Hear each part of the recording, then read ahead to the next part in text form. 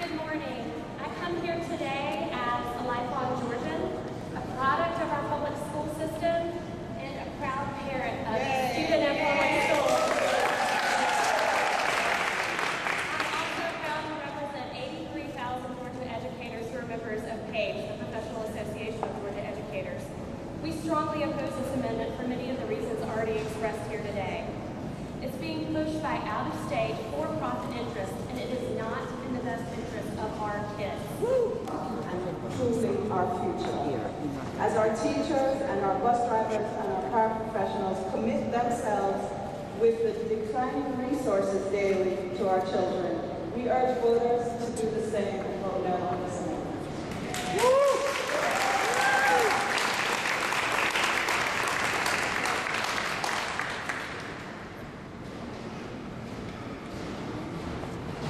Good morning.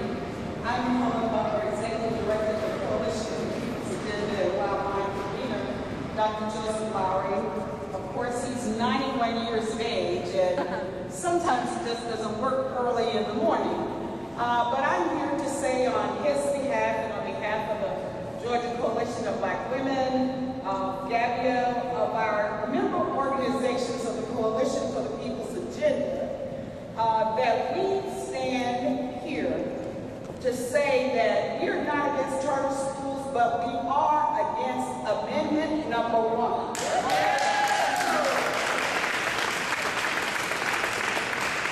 We do not wish to give control of our school systems to people who are there to make a profit and not to really give education to our children.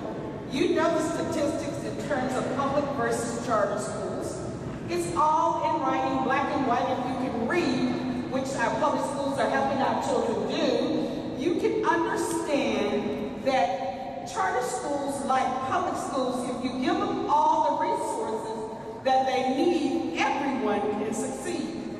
So we're saying, Governor, please take the money that you have taken away from education, put it back into the public schools, and you'll get quality education.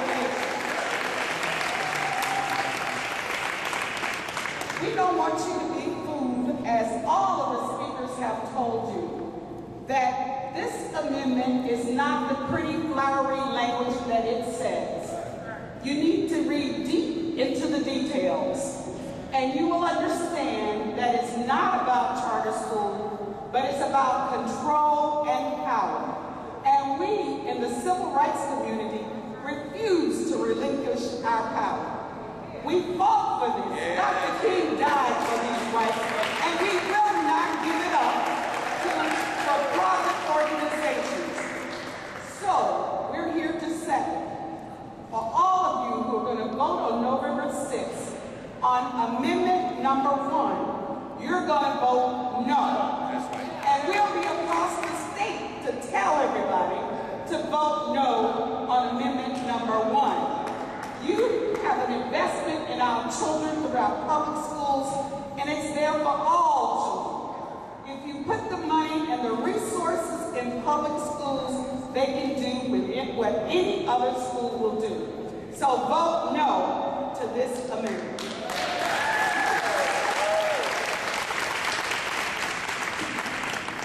Good morning to all. I'm Reverend Samuel Mostello, State President for the Southern Christian Leadership Conference. I want to thank the Legislative Black Caucus for putting this on. It's time for us to tell the truth about where we are and where we're going.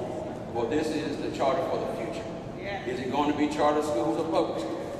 If you look around this room, you can see in a thumb just a small number. The supporters of this amendment say that the money should follow the child. The parents should have all options on the table.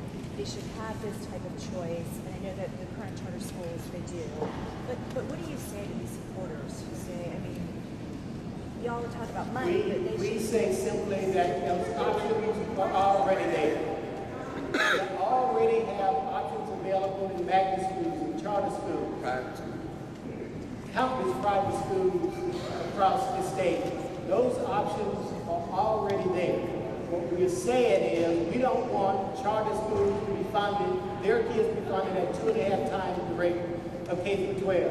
What we're saying is that we don't want to divert the scarce resources that we have away from our public education, away from the public system. What we're saying is, cut $6 billion from public education. Restore those funds. What we say is we want to improve education. Talk to these association members here. Talk to the PTA. Talk to the association members that are here. And by all means, go talk to the state school superintendent, who I understand this governor has not done.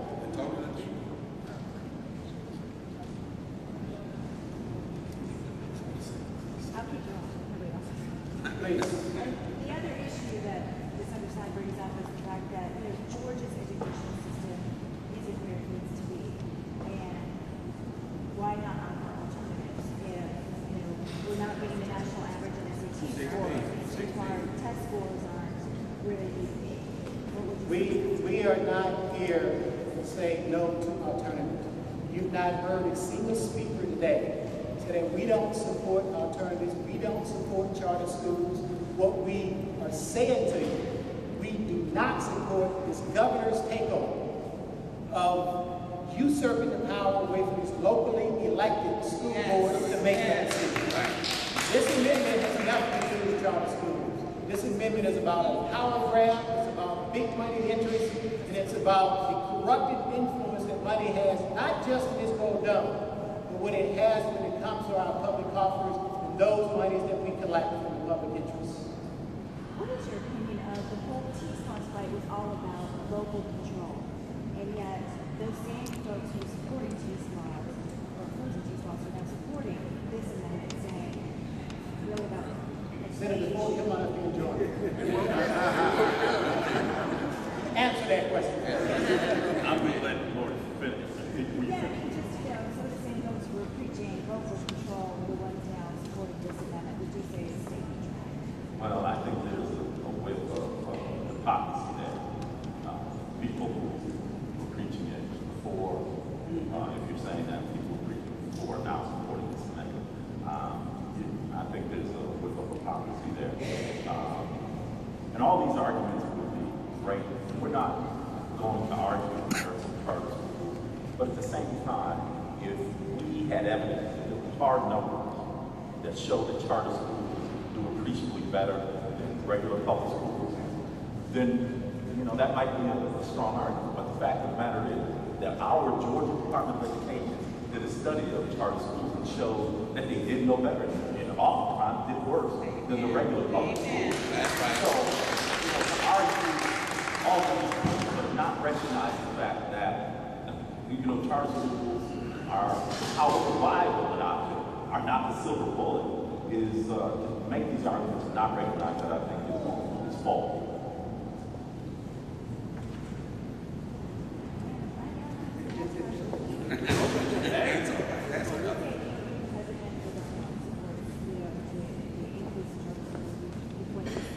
Places like Washington, D.C., like New Orleans, where they expanded it. And this would be a way, in some eyes, to expand the charter school. And you're correct. Our president does it, and we do too. All right. What we are simply saying, we do not support this government and his 5 political appointees taking control of who gets the job. We want those decisions to be made locally. There's already an appeals process in place, and we support that process. Amen. And we will continue to support that process. We will not support Amendment 1 and give the governor his political problems the authority constitutionally to change our public school system. It's not about the money. For you, it's not about the money. It's about power. It is about money. Wherever there's power, there's money. I'm not here in a place where we have a full system. And what we are fighting here, we're fighting both. We're fighting the power underneath this little dome. We're fighting out the money interests from the virtual schools that funded this campaign, all of those privately held charter school companies. What we're fighting is to protect our precious, precious resources. The money that we have in our community from being diverted wherever this government decides it needs to go. We want those decisions made locally. And if there's no further questions, thank you for attending this press conference. This is just the beginning. Let me make one other announcement at this time. We have put together a calendar of events where our state school superintendent has agreed to travel around the state on educational summits, promoting the merits of education and the good work that we're doing in our classrooms. We have joined, along with all the other coalition members, with our state school superintendent that will hold a series of educational summits across the state. And I want to applaud our state